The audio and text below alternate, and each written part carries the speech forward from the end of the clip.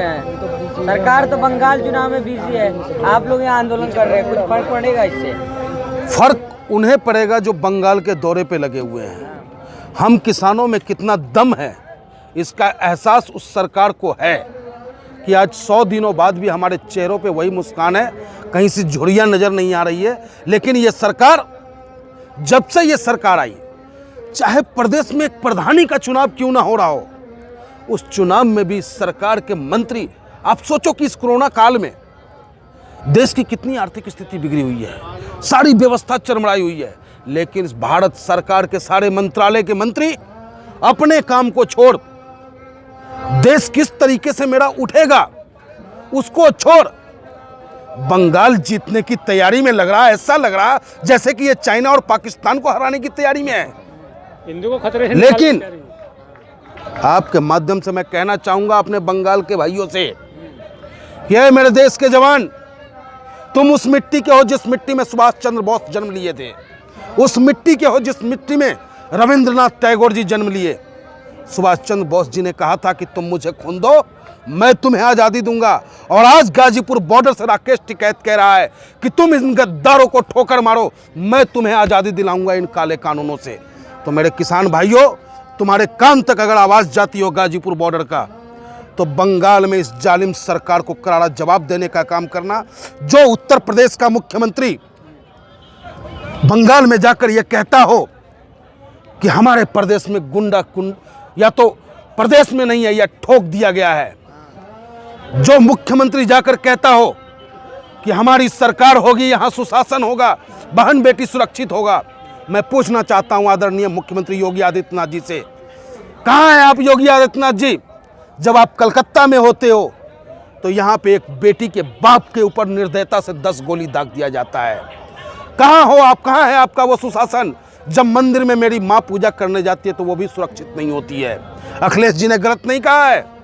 अंधेर नगरी चौपट राजा, दिन में रेप, रात में गांजा, और देखना हो भैया बंगाल वालों तो यूपी में आ जा। यही हालात है उत्तर प्रदेश की। अगर गलती से तुमने भारतीय जनता पार्टी को चुनने का काम किया, फिरका प्रस्तियों को ताकत देने का काम किया, जात पात में अगर बट गए, तो वो वही कलकत्ता है, वही बंगाल है जहां ईस्ट इंडिया कंपनी ने पहला आधिपत्य जमाया था।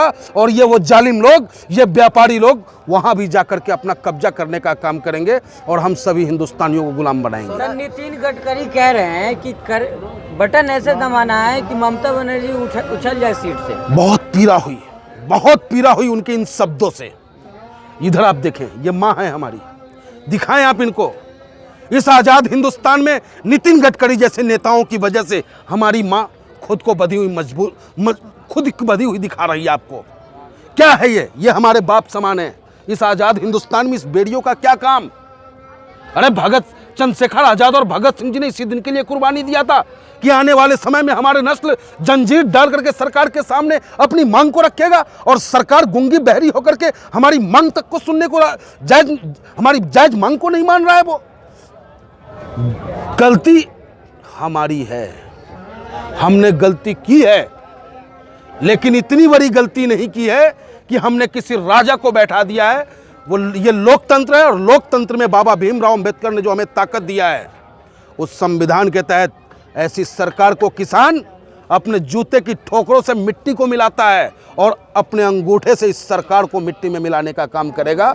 आपके माध्यम से मैं सरकार से कहना चाहता हूँ। यूपी से होते हुए कह रहे हैं कि बंगाल हराएंगे, जबकि योगी जी कहते हैं कि हम 2022 में यूपी में डंके की चोट पे सरकार बनाएंगे। अरे कहने को क्या होता है, कहते रहो आप, जनता से पूछो ना। आप जनता क्या चाहती है आपके बीच हिम्मत है, आपके अंदर कोई स्टेमिना, कोई ऐसा काम हमें आप बता दे जिस काम को योगी आदित्यनाथ जी ने शिलान्यास करा हो और उसका उद्घाटन उत्तर प्रदेश के अंदर में किया हो। ये सामने राम मंदिर का वो कर रहे हैं, गलत, बिल्कुल गलत। आप गोदी मीडिया न बने। राम मंदिर का प्रचार अगर उसके लिए कोई करेगा तो वो गोदी मीडिया है।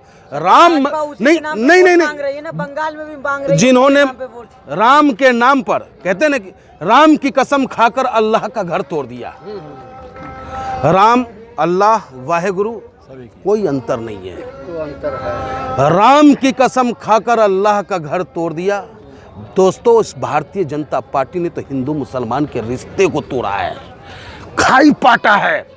लेकिन जब जब देश में आपदा हुआ है ना, तो हिंदू मुस्लिम सिख ईसाई एक थाली में खाना खाकर एक मुट्ठी इनकलाब जिंदाबाद किया और संघर्ष किया है। और बधाई देना चाहूंगा फिर आज मैं उस कौम को, जिस कौम ने सदैव देश के लिए सबसे पहले शहादत देने का काम किया, और आज फिर वही कौम हिंदुस्तान के किसानों को और हिंदुस्तान के मजदूरों की लड़ाई को, हिंदुस्तान की आवाम को गुलामी से मुक्त कराने के लिए इस काला कानून के खिलाफ पंजाब के बेटा ने फिर सर उठाने का काम किया है। आप एकता की बात कर रहे हैं, लेकिन वहाँ बंगाल में कहा जा रहा है कि बात तो समझा नहीं होगी, बात तो समझ बात कुछ करना। सोनार बांग्ला पे आप क्या कहेंगे? बंगाल मेरा बहुत सुंदर है, सुंदर था, सुंदर रहेगा। लेकिन ये भेड़िए अगर वहां आ गए तो उजरा हुआ बंगला आपको नजर आएगा, सोनार बांग्ला नजर नहीं आएगा। इसलिए बंगाल वासियों, मेरा बंगला कल तक भी वहां माँ काली की पूजा होती थी कलकत्ता में। रोज हम कहते हैं कि ओम जयंती मंगला काली भद्र काली कपालिनी दुर्गा क्षमा शिवा धात्री स्वाहा स्वधा नमस्तुते। आज से नहीं, इस 6 सालों में हम हिंदू नहीं बन गए हैं। बरसों से, पूर्वजों से, कई 100 सालों से हम हिंदू हैं और हम पूजा करते आ रहे हैं। लेकिन जब से ये सरकारें आई हैं, तब से हिंदू और मुसलमानों में खाई पाट करके हम, बताओ, एक तरफ तुम कहते हो कि हिंदू हृदय सम्राट की सरकार है, और दूसरी तरफ तुम हमें डर दिखाते हो कि तुम्हारा हिंदू धर्म खतरे में है। दूसरी तरफ तुम हमें अपने भाइयों से डर का माहौल पैदा करवाते हो। अरे भैया, ये चुटिया भी 6 साल पहले भी था, ये तिलक भी था, ये सिख भाई हमारे पंच प्यारे लिए बैठे हैं। केस कच्छा करा कंघा किरपान आज 6 सालों में नहीं आया है।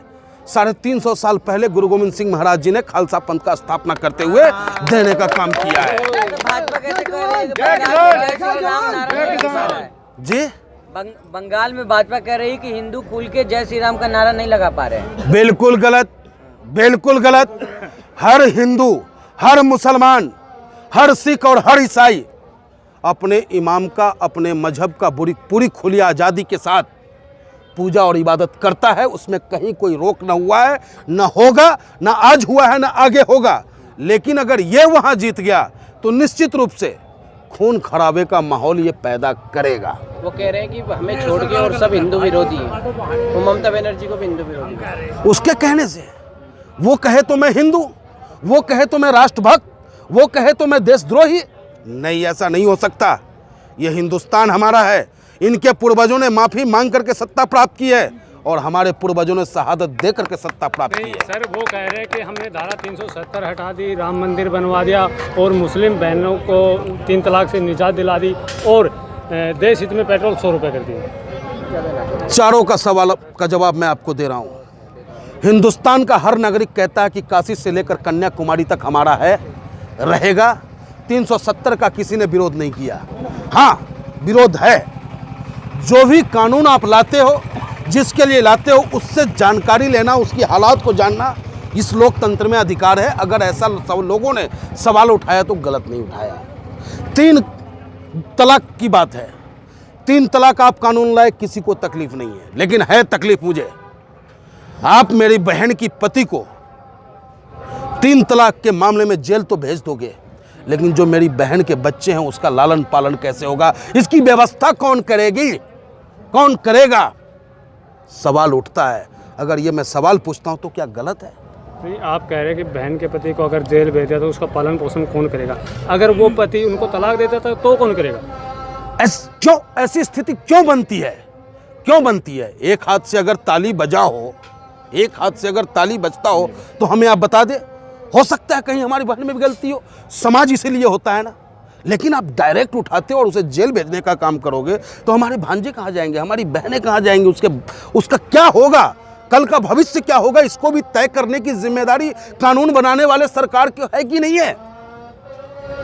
रही 100 रुपये पेट्रोल की बात, महोदय, ये वही लोग हैं जब आदरणीय मनमोहन सिंह जी के शासन में 2 रुपये पेट्रोल पे बढ़ता था तो ये हमारे प्रधानमंत्री जी को चूड़ी पहनने की बात किया करते थे। ये वही लोग हैं जब हमारे देश में सिलेंडर का दाम बढ़ता था, पेट्रोल का दाम बढ़ता था तो बैलगाड़ी और बुग्गियों पर चलने का काम करते थे। और आज अगर हम इनसे कहते हैं कि मोदी जी आपसे महंगाई नहीं रुकी, मोदी जी आपसे भ्रष्टाचार नहीं रुका, मोदी जी आपके राज में करप्शन है, मोदी जी आपके राज में बहन बेटी सुरक्षित नहीं है, योगी जी आपसे सत्ता नहीं संभल रहा, इस्तीफा दे दो, तो आप हमें राष्ट्रद्रोही कहो। आज के टाइम में तो हवाई चप्पल वाला हवाई जहाज घूमने की बात करता है। ये वो लोग हैं, हवाई जहाज पे घूमने की बात नहीं करता साहब। आपने वो दर्द हमें याद दिला दिया जिस दिन ये कोरोना आया था। इस कोरोना को लाने वाला हवाई जहाज वाले थे और जख्म जो झेलने का किया था वो हवाई चप्पल वालों ने किया और हवाई चप्पल वालों ने दंश झेला है और इनके पुलिस की लाठी का भी दंश झेला है। ऐसा लगता था जब पंजाब से हमारे मजदूर भाई हरियाणा से और दिल्ली से जब उत्तर और प्रदेश और बिहार की तरफ जा रहा था, बंगाल की तरफ, ऐसा लगता था जैसे वो किसी दूसरे देश का व्यक्ति हो और उस पर पुलिस बेदर्दी से लाठी चलाने का काम करता था। क्या एक सवाल ये उठता है, आपने कहा